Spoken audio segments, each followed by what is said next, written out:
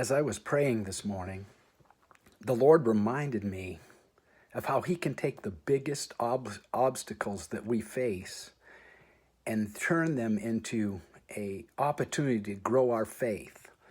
Obstacles turning to opportunities. I was reminded of David when Saul was jealous of him and wanted to kill him. And he was running for his life, staying in caves, running from city to city. And while he was in this particular city called Ziklag, he went out to fight a battle. He was turned away. And when he came back, the city that him, his family, all his men, and their families dwelt was burned with fire. And every one of their possessions was taken, everything they owned, their wives, their children, and they were in great distress. In fact, the Bible says in 1 Samuel 30 and verse 4, it says, "And David and the people who were with him lifted up their voices and wept until they had no more power to weep." They were in such distress, they didn't have any more power to weep. The obstacles, the trials, the tests that they were in was just overwhelming. Sometimes we find ourselves in this place. In fact, it got so bad that in verse 6, it said that the people were so grieved at losing, these are his closest people, his mighty men, they were so grieved at losing their families that they wanted to stone him. They had to vent this anger towards somebody, so they did towards their leader. And so David had lost his family. He had lost his wives. He had lost everything that he owned as well. But the people spoke of stoning him because of they were just so grieved with the magnitude of their loss.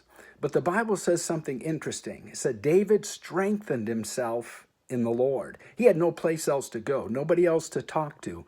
His mighty men wanted to stone him. Those closest to him, he had no family he could turn to. They were captured. He had no king. The king was jealous of him and wanted his life. And so he strengthened himself in the Lord. You know, sometimes the Lord funnels us to himself so that all we have is him. And that's for a purpose. It's for his redemptive purpose. He strengthened himself in the Lord to the point where the next thing you read is that he inquired of the Lord. As he became strengthened, his confidence, his faith began to arise, and he inquired of the Lord. And he said, "Lord, do we pursue? Do we go after them?" And the Lord said, "Pursue, and you will without fail recover all."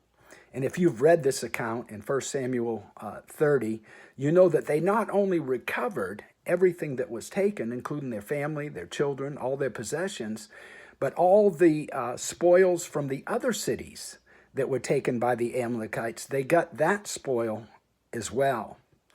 And God just reminded me how we can be in the most dire of circumstances and straits. We can be overwhelmed where we have nothing left in us to be able to fight.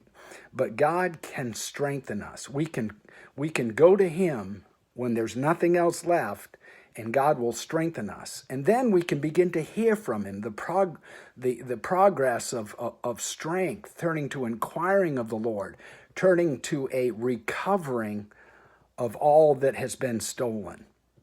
I just want to encourage you with that today.